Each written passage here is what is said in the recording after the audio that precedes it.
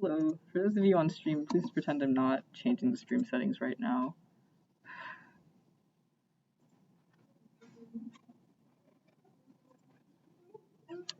Yeah, we don't have a second monitor here, so I'm just gonna be doing this. I'll try to cut this out of the recording. This is really fun.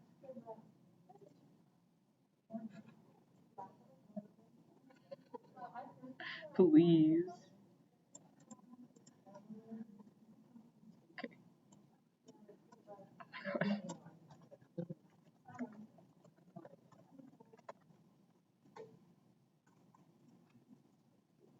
Okay, hopefully that updates for y'all. Sorry about that. Okay, awesome. We can see how we don't know how to use OBS. Cool. It is 7:10, so we're going to go ahead and get started. Thank y'all for coming today. As you can see, there are the projectors up now for those of you in the room. You're going to be able to see both of those. Okay, and give me just 1 second.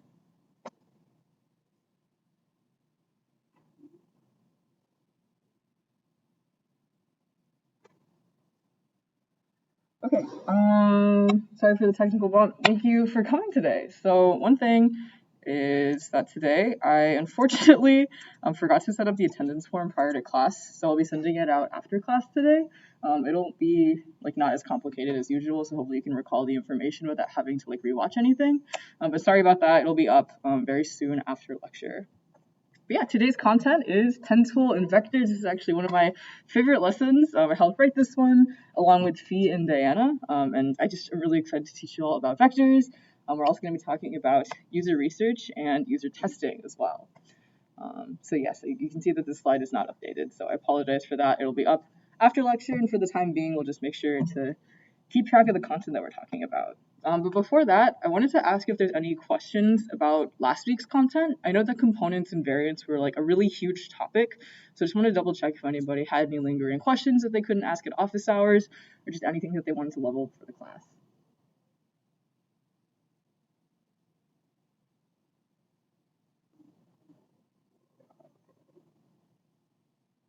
Okay, no worries. If you have any questions and you're in the stream, feel free to message them. And Brittany is our Twitch moderator today, and she'll be able to help answer any of your questions there. So we'll just go ahead and get started with vector networks and the pen tool. So vector graphics basically are a type of graphic that use a lot of math. So vector graphics are using math to create smooth lines, curves, and shapes, which means that they can be resized without losing any of their quality or becoming quote-unquote pixelated. So in contrast, if you think about applications like Photoshop, Procreate, Clip Studio Paint, or just kind of the art that you see on the internet a lot of the time, these create raster graphics, which is a group of pixels with a fixed resolution that lose quality when you scale them up or down. So you can think of things like MS Paint mimicking an actual, painting where you have paint on your brush and you apply it to the canvas. And if you were to, try to pull that canvas to be bigger, obviously there's not as much paint. It's not going to resize the way you want it to. The same idea happens with raster graphics, where you're putting pixels on the screen, and whenever you resize it, they're not going to clean up the way that you want them to. With a vector graphic, it is all math. It is information telling you how long this line is, how much curve is in this curve. You can think of if you've ever seen people who draw art on their graphing calculators or use Desmos to make weird shit on their calculators. That's an example, honestly, of how vectors work. You're using math and equations to get the lines that you want so that they stay the same way, no matter what size they are. So what do vector graphics look like? There's really not one answer. And a lot of the time people are going to tell you that it's all going to be flat, corporate looking art. A lot of it is the quote unquote textile, we're talking about with the bright colors and the fun shapes and kind of the flat colors. But that's not necessarily what we're only talking about when we talk about vector graphics. They're not an art style, they're just a method of creating a graphic. And the way that the tools work often evokes a particular feeling or style, but they're not synonymous. They're not the same thing. We're just talking about a method, a kind of tool, as opposed to a kind of medium. Or it is a kind of medium as opposed to a kind of style. So if you think about stuff like oil painting versus acrylic painting, there's often a look to oil paint and a look to acrylic paint that's going to make them look different. But it's not like oil paints are their own genre. So here are just a couple of examples I pulled from the internet, from some artists I really like, and also from myself and Caden on staff, of pieces that are made in vector graphics. So a lot of these use Adobe Illustrator, and some of them might use other tools. but they all look different for the most part. But you can see that all of them have these really clean lines, and you can imagine how these shapes are built and how they can be resized, and you would still understand the same image the same way.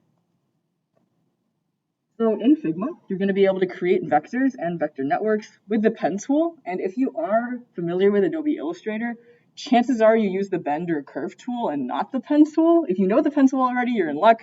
That's how Figma's works. But if you use the bend tool, you're going to be able to learn it a little bit differently. So you can access the pen tool with the fountain pen icon in the toolbar or with the shortcut P. So the toolbar item is just going to be up in the top left corner next to the shape and the text. So as soon as you click on the pen tool and you mark a node down, you're going to basically enter the separate mode of your workspace called vector edit mode.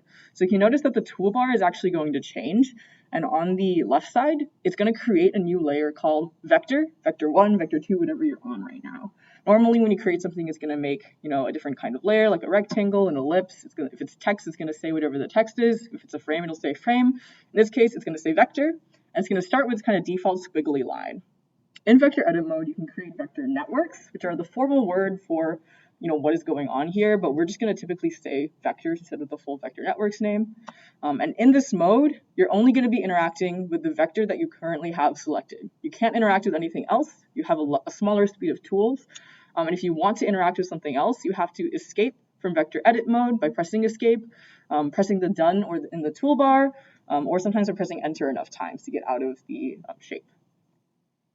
Once you've entered again, note that any changes or additions that you have are not only within the vector network mode, they're in a single network. So no matter how far apart the points are, it's all going to be one item once you escape. It's all going to be one singular object.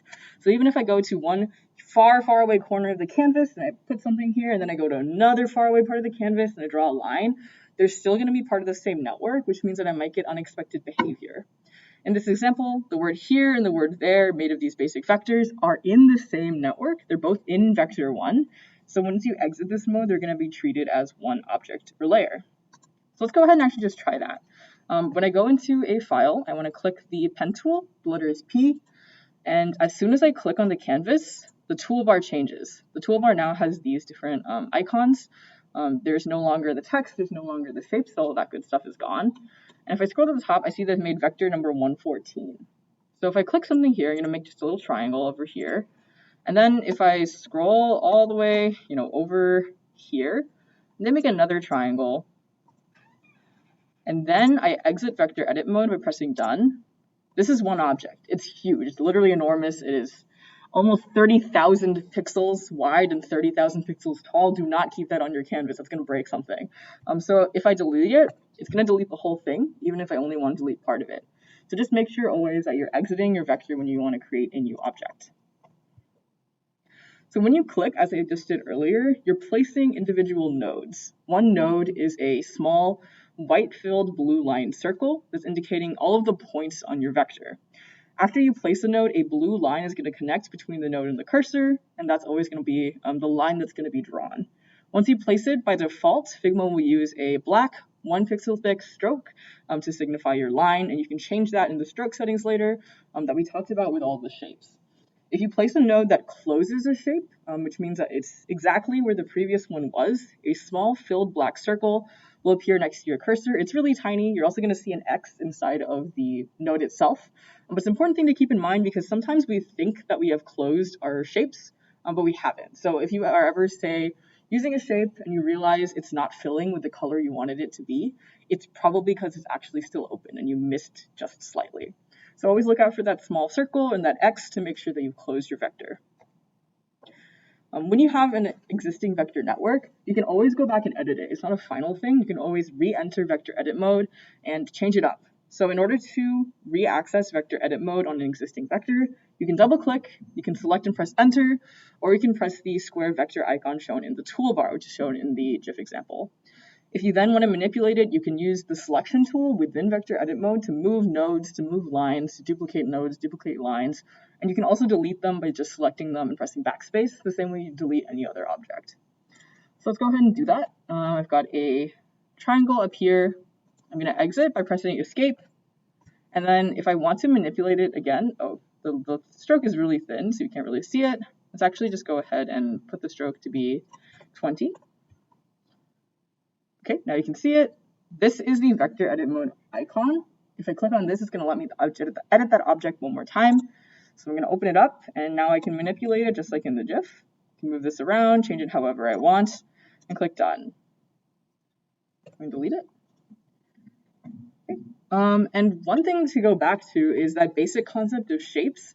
Those are actually just preset vector networks. All of them are still nodes and lines, the same way that any of your custom vectors are, but they're preset in ways that you can manipulate. So whenever you want to enter vector edit mode on an existing shape, you can change it however you want. Like say you want the star to be all funky, but a lot of these smart shape tools are not necessarily going to work anymore. But this also means that technically the inverse is true, where if you create a perfect rectangle, it's going to let you do the same mechanics as you would have on a pre-filled rectangle. I have never tried to make a perfect star with the exact angles, but I think hypothetically, if you did that, it would preserve the original star, smart shape handles and everything. But just remember that all of these are just preset versions of a vector network. So by being able to select individual nodes, you can also apply more advanced vector properties. So this GIF in particular shows you point, cap, and join. Point is referring to the very ends of lines. So here you can see that it's going to be an arrow. It can be jutted into a projecting cap. It can become a round point. And then these joins are where the angles meet. So a lot of the time you're going to want them to be rounded. You might want them to have a miter angle. So within the stroke properties, you're actually going to be able to change those things to even more specificity than you normally would. The paint bucket and the fill tool are another sort of tricky thing to grasp in Figma. The fill tool is something that you might be familiar with in that, it's going to make the fill of a shape a certain thing. But the paint bucket actually lets you to do something a little bit different. If you have a shape that you only want certain parts of to be filled, like say I want this triangle to be only partially red, you can use the paint bucket and deselect or select the parts that you want filled. So like I'm here, there's several closed components or closed parts of the same vector that I can then manipulate the way that I want it to look. This is something that I use especially often if I have a shape that I want to create the initial version of in one vector and then have it be different colors and different parts. So really quickly, let's just do that again. So if I want to have a triangle that has one half red and one half blue, what I might want to do is make sure that they're within the same vector, so it's the exact shape that I want, and then make a copy of it. So what I'm actually going to do is say this shape, I want it to be one half red, one half blue. If I were to make these separately, it would be really hard to get that exact line in the middle exactly how I want it. So if I'm going to just try to freehand that, let's make one half of it and then escape. That's going to be the left side. Let's start making the second half of it. And you'll notice that it's not going to show any helpful guides to say that they're at the exact same spot, which means I'm probably going to miss and it's not going to look the way I want it to do. So now I have these two things that kind of look like they fit together, but they don't quite fit. So this is not the best bet to do. Here I can have the fills be whatever I want them to be. But again, it's just not going to work the way I want it to do. Yeah, so you see that there's just like this awkward gap. In the middle, I'd have to guess for a long time and fix it over and over again. But if I initially make it one vector, I know that these touch. I know that these are perfectly aligned. So what I'm going to do here is be a little clever. I'm going to make a second version of it. On this first version, I'm going to fill it to be on the left gray.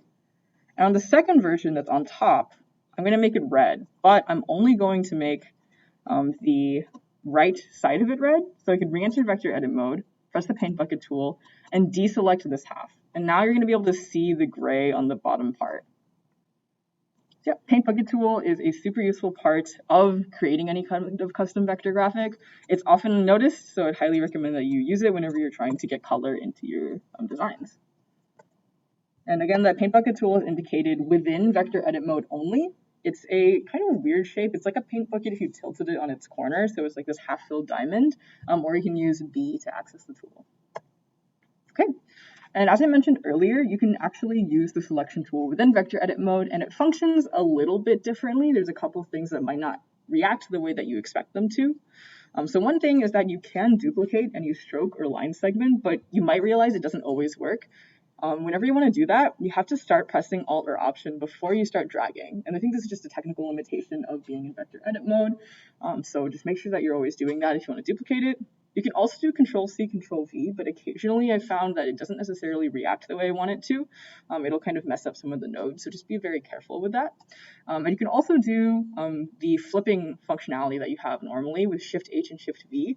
I make a lot of symmetrical vectors, so this is really, really helpful for me personally. I would highly recommend you take those to the fullest and use them to your advantage whenever you need them. You can also use a couple of other basic tools, like the alignment guides are showing up. You can check the number of pixels away something is by holding Alt as well. And just generally treat the selection tool basically the same way that you've been using it.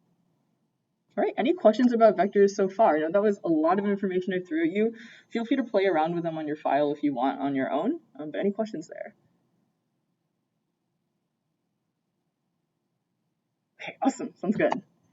So next is kind of the fun part of vectors, the Bezier curves. So this is a weird French word, and it's the reason why I stopped using freaking Adobe Illustrator, because I can just make all of my vector graphics in Figma by manipulating the Bezier curves the way that I want to. So if you've ever used Illustrator or any other vector program, you're familiar with this term. Initially, Bezier curves, which are named after a French engineer right here, Pierre, were used to design cars in the 1960s. It was probably something with them being aerodynamic and fluid, something, I don't know anything about cars. But now you can think of them as a way to create smooth and scalable curves. So for our intents and purposes, you can think of them as just a term for any kind of vector curve, a Bezier curve.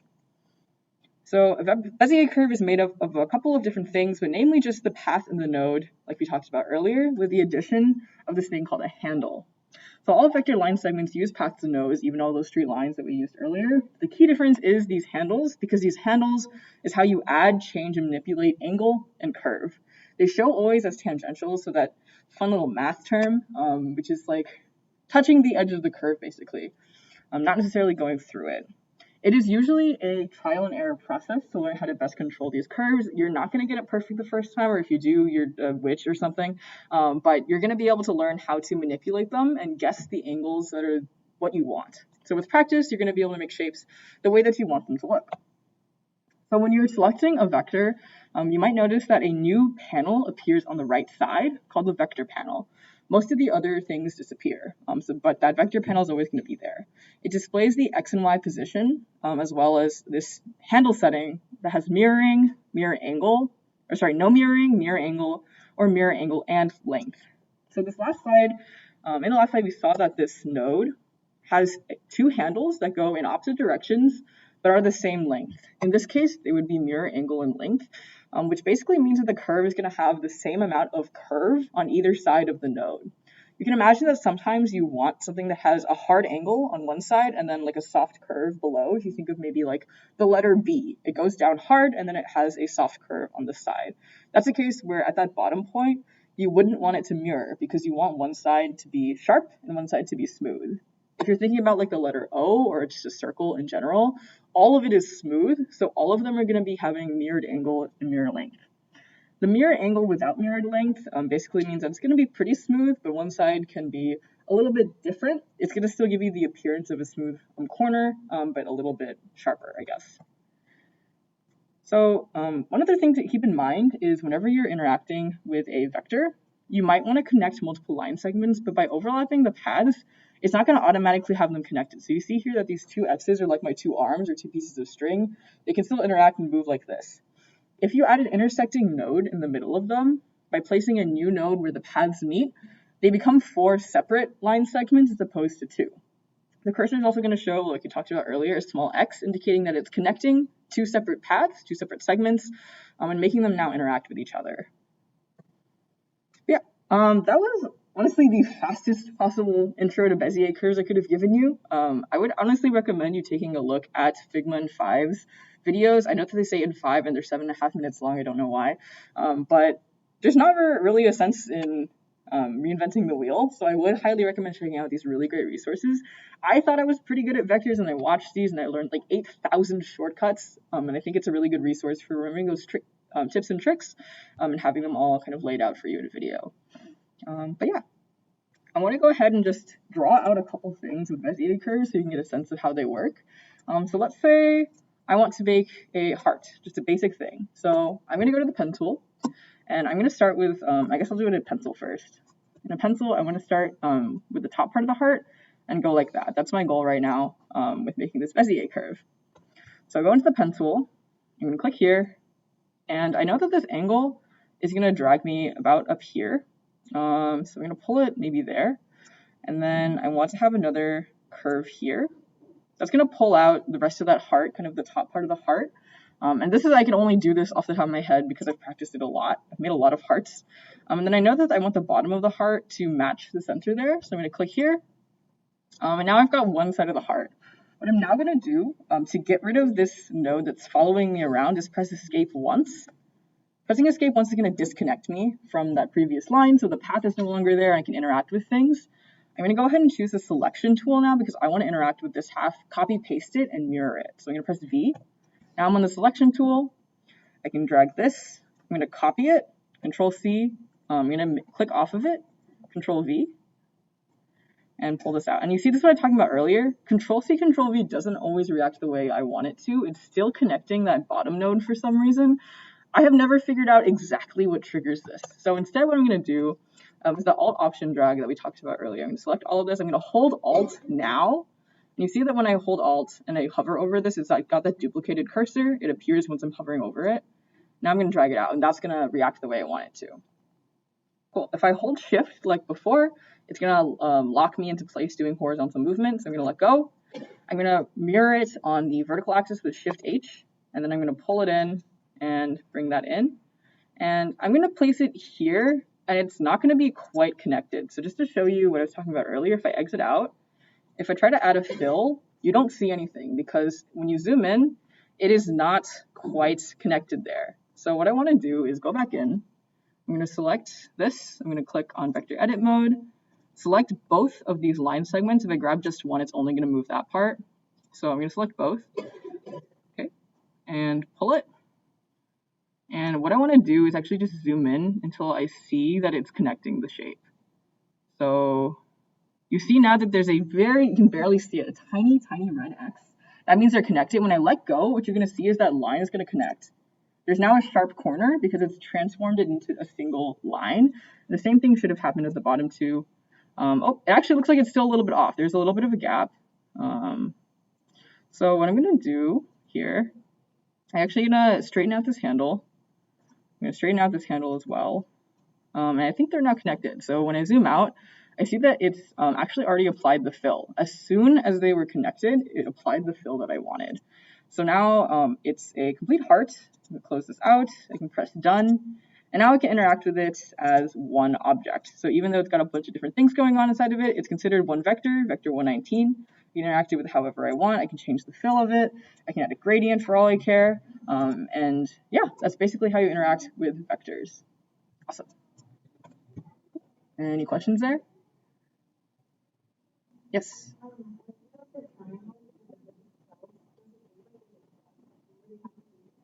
I duplicated it myself. Yeah, I would definitely recommend doing that if you ever have like a really complex shape and you need it all to be like perfectly aligned. I just make tons of copies of the same thing. Yeah. Sometimes you're gonna have to mess with the vector, like the layer order. So sometimes things are not on top of each other when you need them to be. So you're gonna have to use these shortcuts to move them to the front, bring them to the front, send them to the back, that kind of thing. Yeah. Any other questions? Awesome. Okay.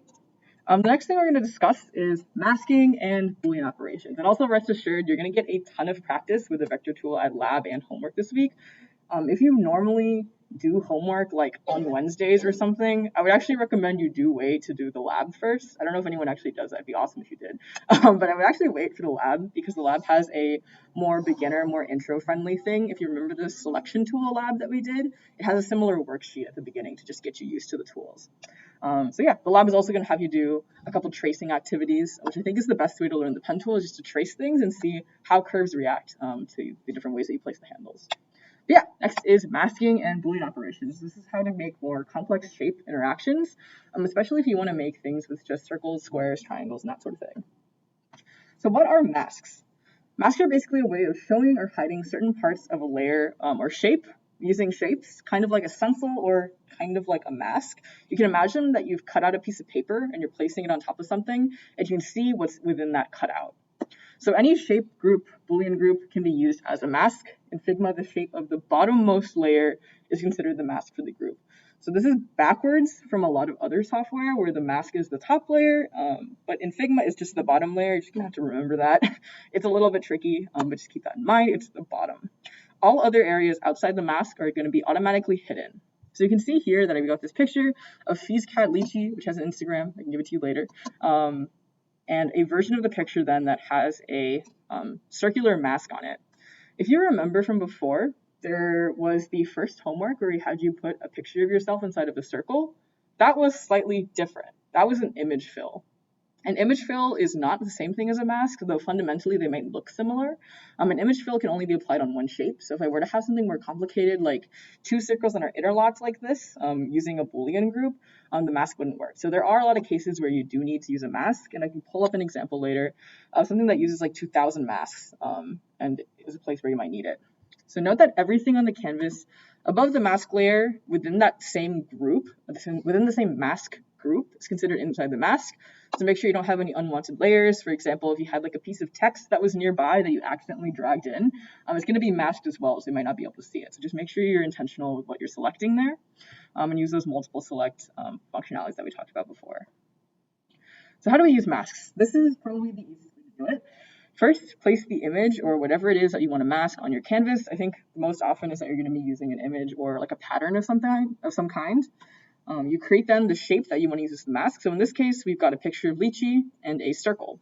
Place the shape on top of the image of the areas that you want to show, and then send it backwards. Move it to be underneath, because the easiest way to do something is to put it on top to see where it is going to be visually. Move it underneath, and then set it as a mask. The mask icon is this kind of like moon shape up here that's got a circle with like part of it colored in. You can also do the shortcut Control Command M or Control Alt M. It's control like the caret one on Mac. So make sure that you're, again, selecting the tools that you want, selecting the layers that you want there. So let's try that really quick. Let's actually mask something using this special heart vector that we made just now. Let's find an image on my computer that is not, it's like fine. Okay, let's use this meme I really like. Here, actually, let's use this picture of Jungle Skog. Great. Okay, I'm putting in this picture of this bear. It's probably gonna, okay. So I have this picture of this bear, but I only want to show like a heart-shaped portion of it. So what I'm gonna do is grab this heart, and you see that's already underneath. I'm gonna send it up to the top just so you can see. So I'm like, oh, I just want his face in the circular heart. I'm gonna put that there. And then I'm gonna take the bear and bring it to the top. I was using the bracket shortcut. You can do it with a right click, bring to front. And then I'm gonna select both of these layers, or I can just click here and then drag. And it's gonna select both of them even though I can't see the heart. And I'm gonna go ahead and press this, use this mask. And now just his face is in the heart. And obviously the red is now gone. The fill and the stroke of the original shape are not necessarily going to matter.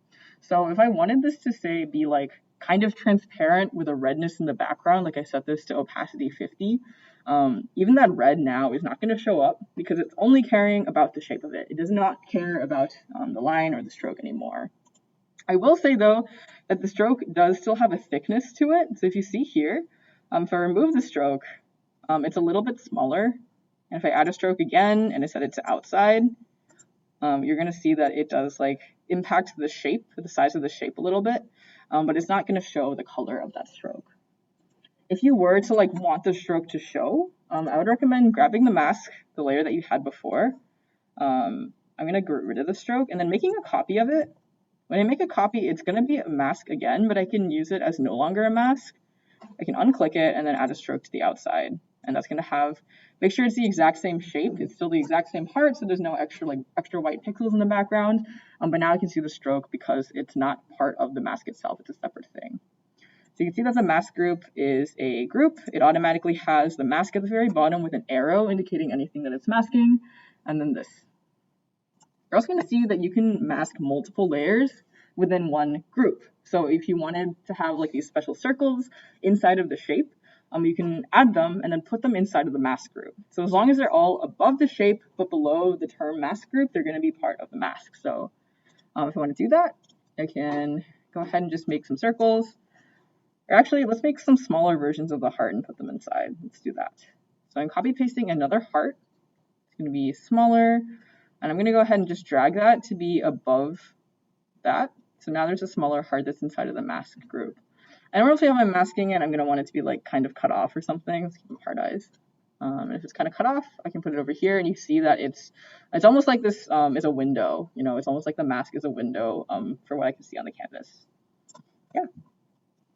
Awesome. Any questions about masks? That is basically the gist of it. You're just going to select, remember it's at the bottom, remember that kind of half moon icon, and basically fiddle with it until it's doing what you want it to do. But yeah, any questions there? Awesome. Next is Boolean operators. So this is a really fancy term for something that is not actually super complicated, but they can be found in the top menu anytime you have 2 or more shapes selected at the same time. These operations let you combine any set of shape layers in 4 different ways: union, subtract, intersect, and exclude. The spline selection is also going to be there. We're not explicitly teaching it right now, but I'll go over what it means later too. But yeah.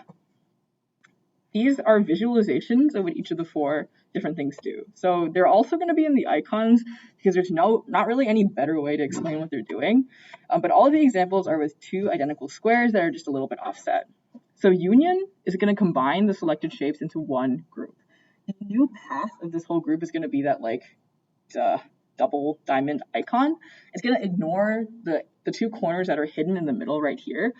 So this path will no longer exist, and this path will no longer exist. It's going to treat this as one shape. So anytime you want to have like, say, like a Venn diagram shape, but you want to treat it as like one object, the union is the way to go.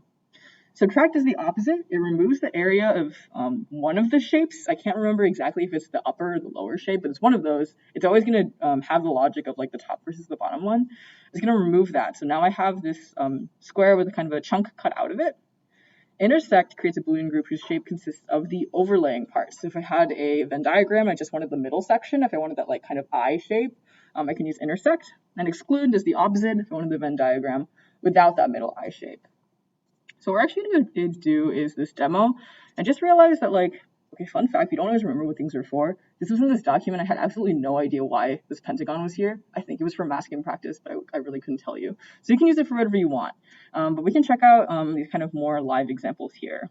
So a fun fact about Boolean operations is that all of these actually still have both squares inside of them. So if I open this up in the union, there's actually still 2 distinct squares that I can manipulate. Oops.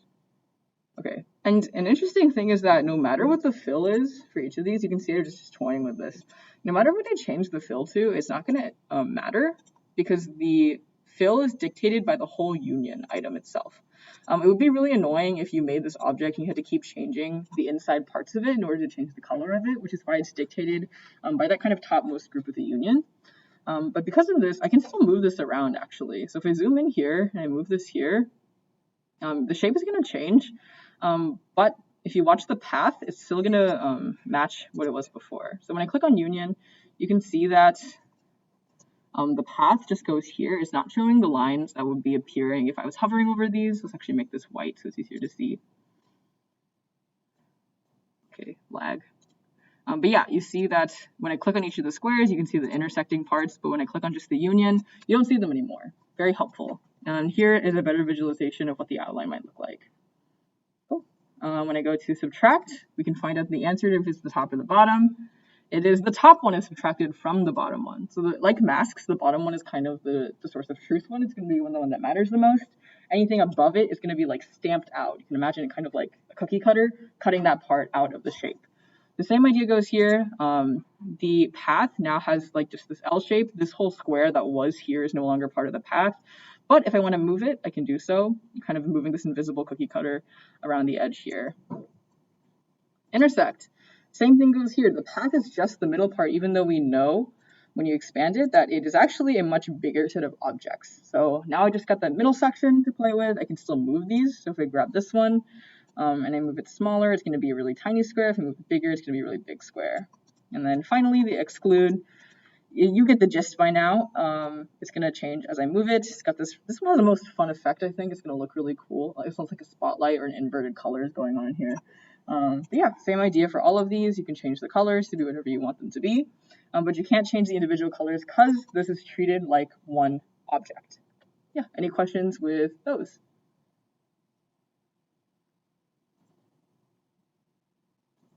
Okay, sounds good. That was the demo. I just did the demo. But yeah, we are basically halfway through class today. It is 7:45. We actually are probably going to end a bit early today, which is nice. But yeah, any other questions before we go into a short break? Okay, we're going to be on break until 7:50. Thank you.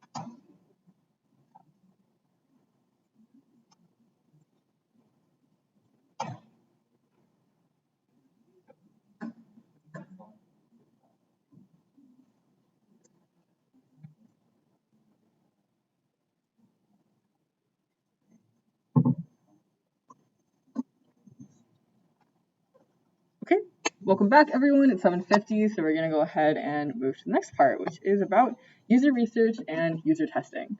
User research and user testing are really, really critical parts of the design process. They are things that we are going to try to get you exposed to, but in this course, we know that because of COVID and everything, it's hard to interact with other real people. So it's going to kind of be up to you how much user research and testing you choose to do on your projects. But we really want to encourage that you do try it out. The whole student course is here for you to be testers, to be users, to think about. But yeah, user research, finding where problems exist in order to solve user needs. So user research basically helps designers better understand the behaviors, needs, wants, and motivations of users. We do this through empathy, through understanding what the problems are for different sets of people, for different communities, and understanding which of their needs are not being met. So good user research helps designers pinpoint problems in order to create relevant solutions. You're obviously not going to be able to start making something if you don't know why you're making it. So the user research part is figuring out the why, figuring out the what, figuring out not yet the how, but what needs to be made necessarily. So by empathizing with users and their pain points, designers ensure that their work is responding to an existing problem. Some basic beginner methods of user research include surveys, interviews, contextual inquiry. So these are probably the most easily or readily available forms of user research. So surveys, any kind of form that users are asked to fill out, is especially helpful if you need to collect, say, a large amount of quantitative data. So if you think about, for example, the Cal housing survey that's sent out to every freshman at the end of the first year, it is a huge pool of data that is honestly very quantifiable. A lot of it is just numerical rankings. It's a really quick way to get a basically temperature check of how a population is feeling. They're not always necessarily going to give you the most detailed information. Sometimes there's a lot of information to parse through, but surveys are a really easy thing to just send out and then you hear back. You can also do interviews. Interviews are more one-on-one. They can be done in groups, but they allow for a lot more direct interaction with users, and they allow you to collect more qualitative data. So you can better understand things like, this person's body language is telling me this. This person's visual cues are telling me this. This person is able to elaborate on a story because I can ask them something that I might not be able to ask them in a survey. So if they're telling you a story about something, you can go on and ask more questions about that story to get more information from them. So the interview was also a little bit more intimate. It's a little bit more personal, and you can research with this person that might fit whatever the target demographic is for your project, and learn a little bit more deeply on how they're feeling. A contextual inquiry is also just another easier example where you can just observe people operating within a natural and typical context. So if I was saying, for example, how do I make this class more engaging? I could ask one of the TAs to see if you're all actually paying attention on your computers. I'm not going to do that to you. I know this is a class, it's fine. But that is one option where you can basically observe people and see, what pain points are they coming across. For example, as to prowl, are there people taking grad photos so that everyone has to walk through Sager Gate in an awkward way? Are there people that are flyering so there's different paths that everyone is taking? That kind of thing that you can just observe and get research on. So what are pain points? I said that a couple of times. Pain points are kind of bugs or just problems that exist where people do not face experience that match what they think that they want to experience.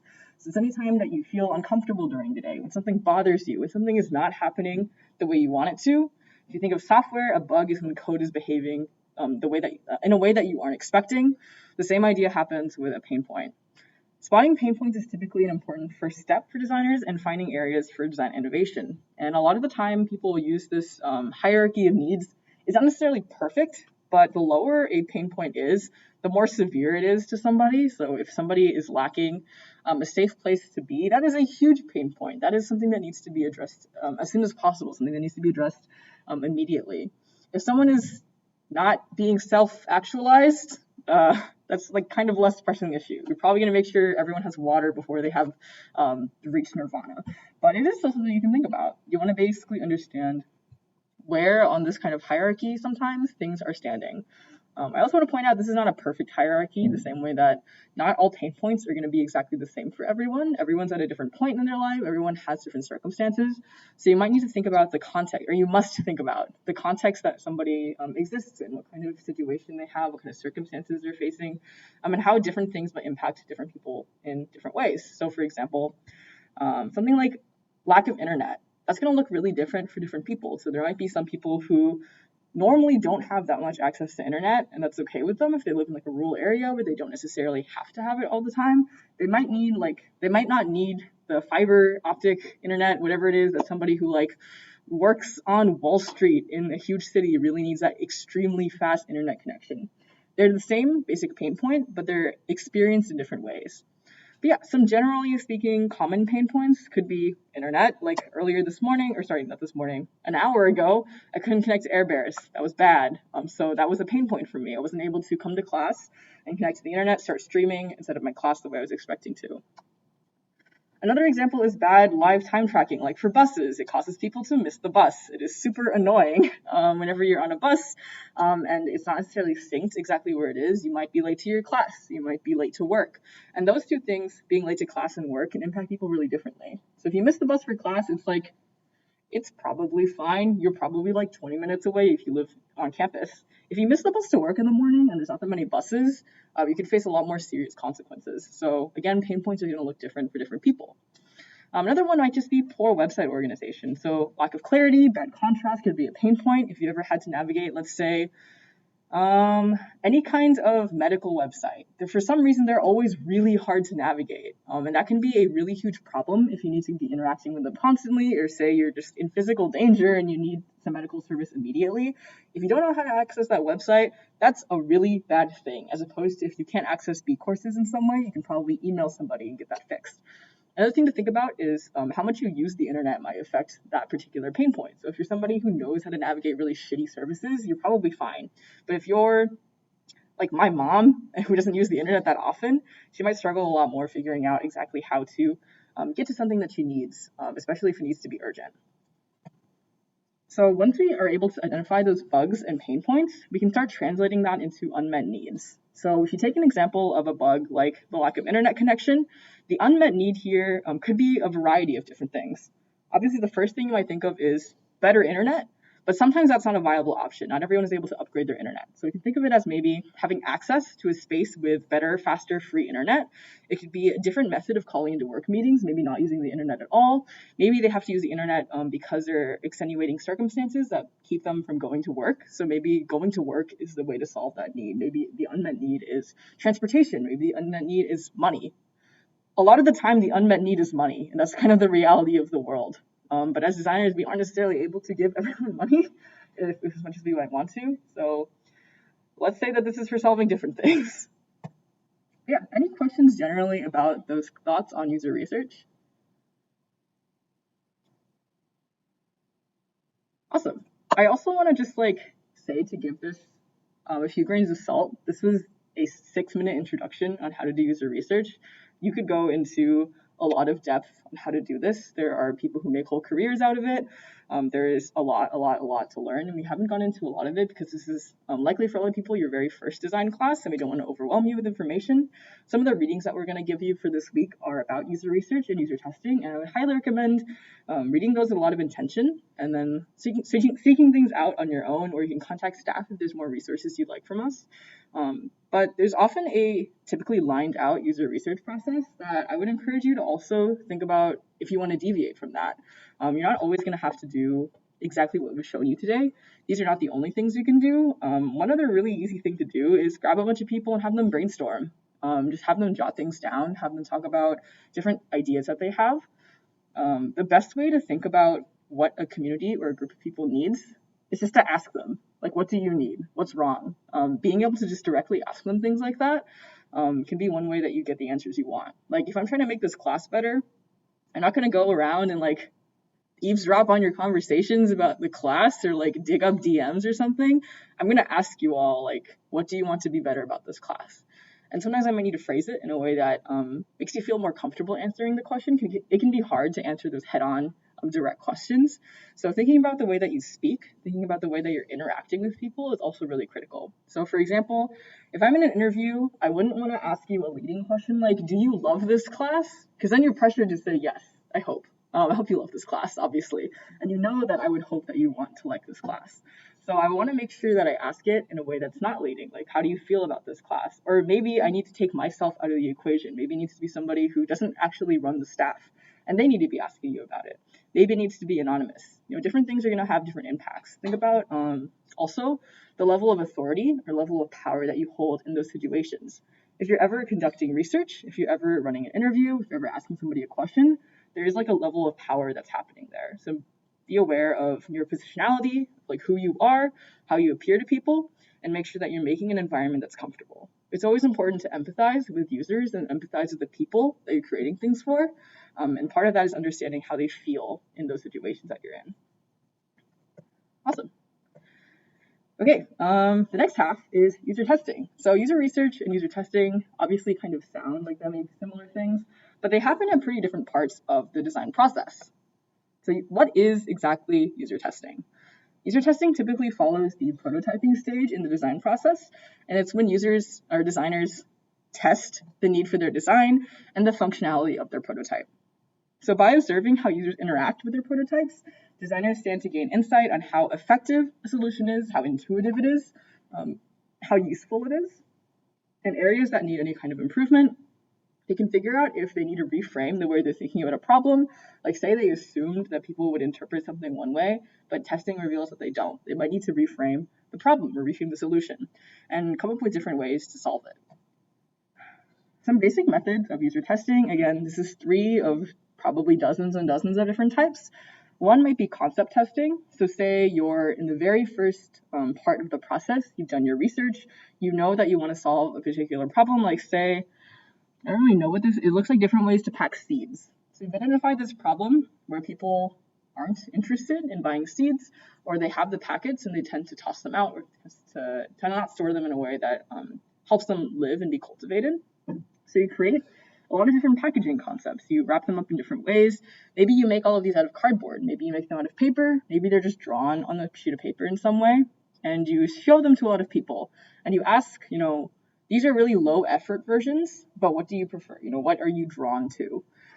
By having just these really low fidelity prototypes, you're not wasting a ton of effort on each of those. We talked earlier about fidelity and how low fidelity is something that you can spend more time on different iterations as opposed to diving really deep into a few. So this idea of concept testing lets you be wide but not deep. Another example is A/B testing. You have probably run into this on a lot of different apps. In this case, you would say create 2, maybe 3 prototypes with different versions of a variable to compare performance with. If you're like me, you've probably seen a lot of YouTube A/B testing, where YouTube kind of changes its layout just a little bit, and then in 3 days it's gone. Or maybe on Instagram, everyone remembers when the shop tab appeared and like the likes moved. That was done in A/B testing for a while, where only a small percentage of people saw it, and the rest of the people saw it in its original format. It's done a lot in apps, but you can do it on different kinds of things as well if you have a prototype.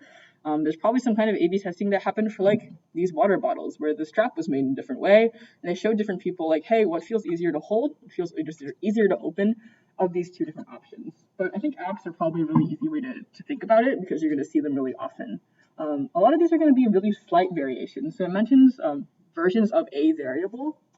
A lot of the time, it's not going to be like 2 extremely wildly different things. It's going to be 2 things that are pretty similar, but you want to see, focused on what you want to learn. And if you want to learn like, oh, does moving this one button change people's opinion? Does changing the text on this button change people's opinion? That really specific piece of information is what you're trying to learn. So you want to make that the variable. Think back to like elementary school science fairs where you had to have really distinctly labeled variables. It's the same idea. It's not the exact experimentation process or whatever it was called, but you go in often with a hypothesis and understand kind of what information you're trying to learn. You don't go into it blindly. One last example is focus groups, where you can gather ideas and opinions from a larger group of users on a specific idea or topic. So in this case, I might say like, I want to test something about maybe an energy drink. I could grab a lot of people, maybe like 6 or 7 people who are typical energy drinkers. Like they consume a lot of those drinks and they know what tastes good, they know what feels good. I can talk to them more in depth about their expertise. So they're people who already use this and they would already know what they're looking for. So I could give them a sample of my energy drink and have them all try it and get their opinion on it in that group, that focus group, where like they're together and they're able to answer questions. So an example again of A/B testing is Netflix. This is honestly like the easiest one to explain because it's used so often. So designers at Netflix use A/B testing to see what kind of artwork was going to be the best for films to improve their streaming hours. So they had this movie called The Short Game that I'd never heard of in my life, and they gave it 3 different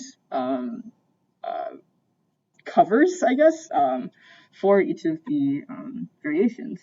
They had one control, which is the existing format, and then 2 different tests. So this was the existing one that they get to compare everything to. With test A, they found a 14% better take rate by having this child swinging the golf club, I think is what it's called.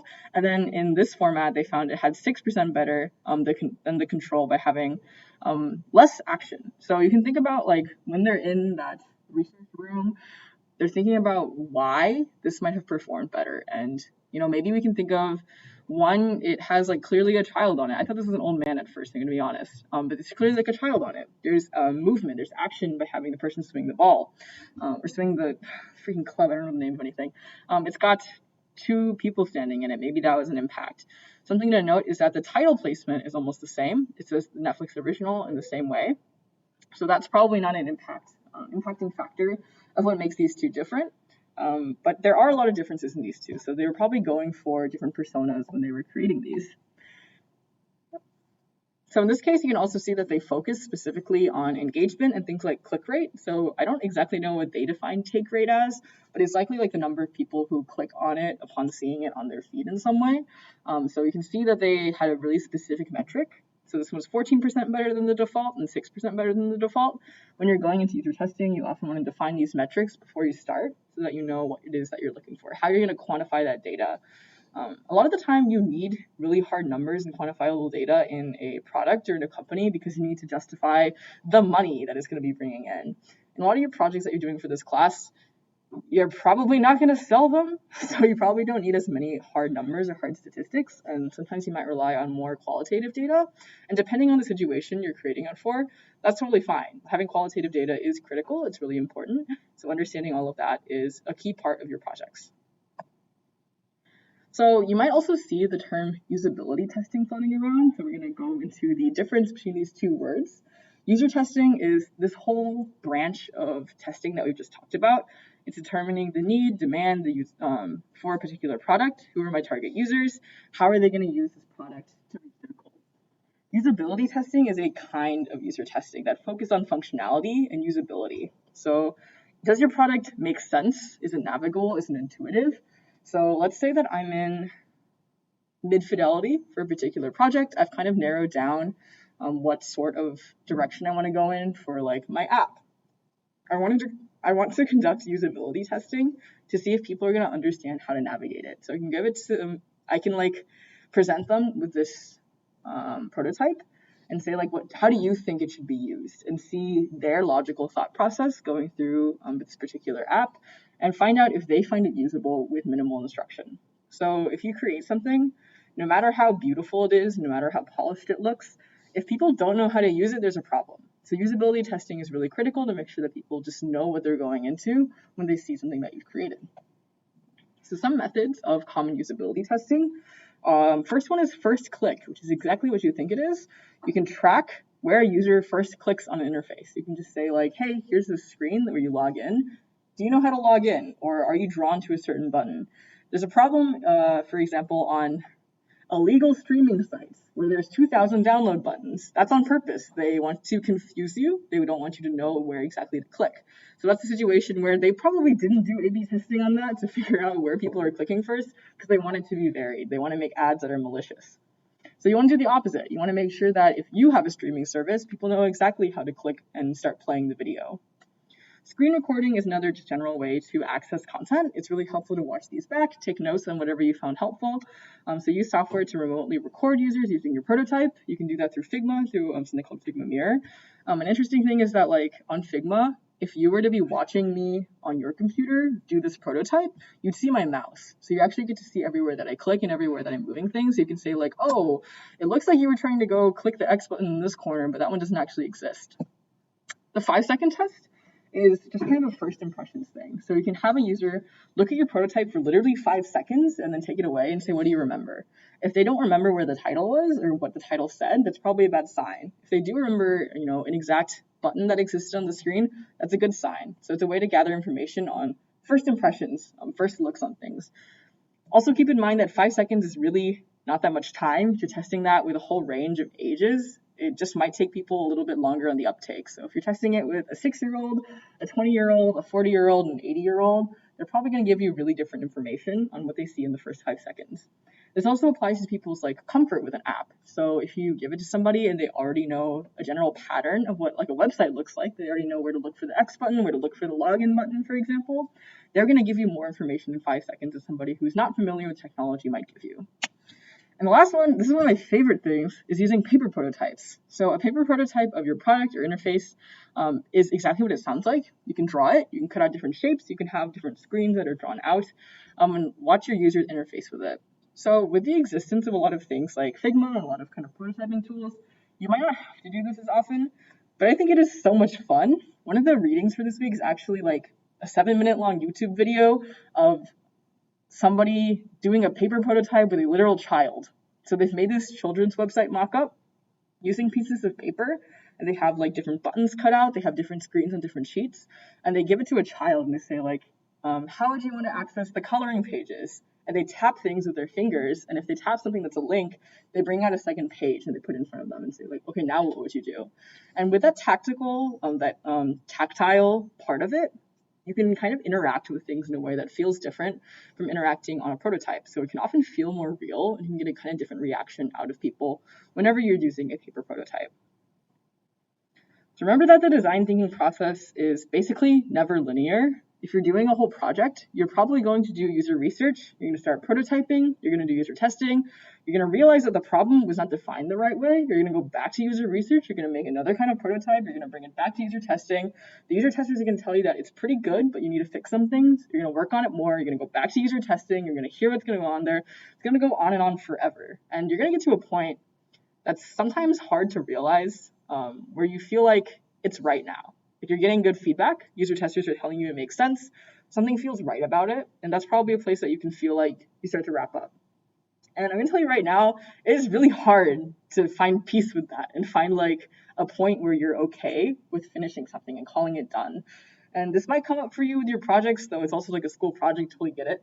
But something to keep in mind when you design things in the future is that there is a place you get to stop, and it is okay. And if you stop something and you finish it, you can always go back to it in the future. But don't try to beat yourself up for making something better and better and better and better forever. There is going to be a point where you're going to let go, and it's okay. It's going to do what it needs to do. It's going to get the job done. It's going to be helpful to people. It's going to improve somebody's life. So just keep that in mind anytime you're creating something. Yeah. Any other questions about user testing? Awesome. Okay. So we're at wrap up, but I'm gonna do a little bit more of a demo with the pen tool because I know it's really confusing. I just want to give you a little bit more insight before we go into lab. So what I'm actually gonna do is just go ahead and download and introduce the homework. This week's homework I think is really cute. It's literally just tracing and recreating a Facebook Messenger sticker. So if you've ever seen those different emotes or different kind of reactions that you can use with other people, they're often really clean illustrations, and this is obviously not loading for me when I need it. And they're a really easy thing that you can kind of trace and practice with. I'm going to go ahead and duplicate this. It's so laggy.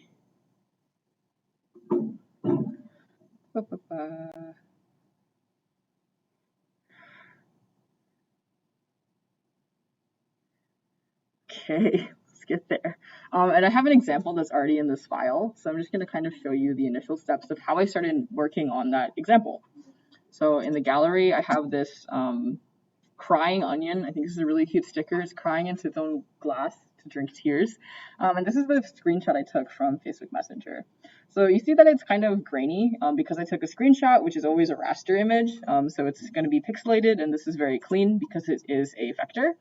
So I'm going to go ahead and just show you how I would start tackling this, once I open this file. I can put my screenshot in, and then what I'm going to do is lock it. This means that I can't accidentally move it. It's not going to go anywhere, so I can make vectors over it, and it'll be fine. And I'm also going to set the opacity to be a lot lower. So it's going to be partially see-through. So I'm going to make it 20%. And a quick tip is also if you just click on an image and you press a number on your keyboard, it'll set it to that number. So if I type 56, it'll set to 56. If I press 8, it'll set to 80. If I press 0, it sets to 100%. Yeah, so sorry, I'm gonna make this 100. Also, something you run into is that this fill percentage and the layer percentage are different. So it's actually gonna set the layer percentage, so I'm gonna make that 30% is good. Yeah, now I can see through it a little bit better, and I'm gonna start tackling it. So I think that I'm gonna start by making this whole onion shape that includes the round part of the onion, this bottom bit, and this top bit including the hair. So even though this part is green, I'm gonna keep it in one vector so that I can make sure that this line right here is really clean. So I'm gonna go in here, I'm gonna go into the pen tool, and again, this is all gonna be inside one vector. I wanna do the top part first, so I'm gonna click on that corner and drag it out just a little bit, and pull this and drag it out here. So that is pretty good, that's what I want. And I want actually to make this point sharp. To make it sharp, I'm gonna click here again, and you see that it's now gonna, the projector died. Is it still on? It's no longer on. This is great. Sorry, for those on stream, everything just turned off for some reason.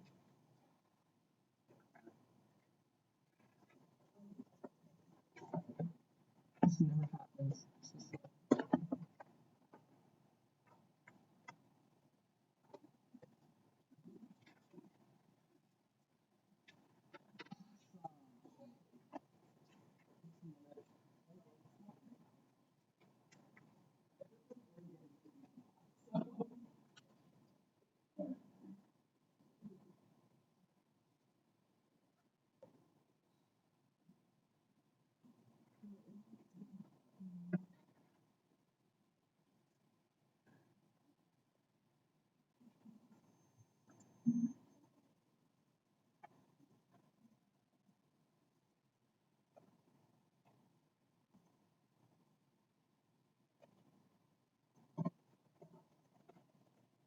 Maybe y'all know what's going on.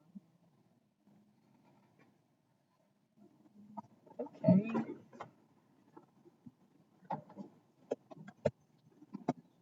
That's really fun, guys. Huh? Please? Okay. Doesn't look like it's working. This is still broken. Well, it looks like class is over, unless we figure this out.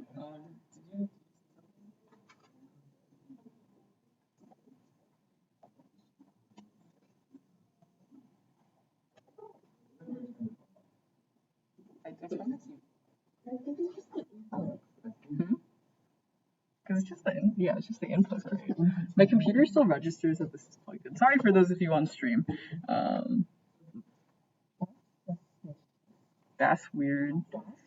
I guess you could all also pull up the Twitch stream and watch me through that. That is one option. I think we might just call it though. I think we're just gonna call it. Apologies for that. If you want to stay behind, I'm happy to do a demo on my computer if you just want to stand behind me, classic teacher style. But I am going to finish up here with the last couple of slides. So I'm not going to see the visuals, but we do have some more announcements, so sit tight for just one more minute. Homework for this week, I just showed it to you, is messenger stickers. It's on community. It should now actually be published at 8:30 because I realized you can set bCourses things to automatically publish at 8:30, so it's doing that now. And you're going to practice more complex vector networks by tracing a messenger sticker of your choice or any kind of vector graphic that's similar. And lab 4 is going to be more beginner practice. So I would recommend taking a look at the lab or waiting until after Thursday to start the homework. It's going to lead you through a couple of basic tools to show you how to make basic curves. And then you're going to have some fun fruit shapes to trace in order to get more comfortable with it. And today the secret word, for those of you who are going to be watching this or doing the attendance form, is lychee, L-Y-C-H-E-E. So make sure you jot that down. It's going to be lychee, L-Y-C-H-E-E. That is the name of Fee's cat. So yeah, that's the secret word. Make sure you remember that. Some announcements, homework for readings are also up. They're on user research and testing. I would really highly recommend you read those with a lot of intent and kind of try to learn what kind of processes you can do in the future. And also really exciting, our YouTube is up. We have a YouTube page now. You can stop using the freaking Google Drive. Everything loads quickly now. So all of our recordings in the future are going to go straight to our YouTube. All of the lectures and the labs are going to be there. And we're not going to run out of space on Google Drive. And that is all for today. Thank you so much for coming. Have a nice night. Bye-bye.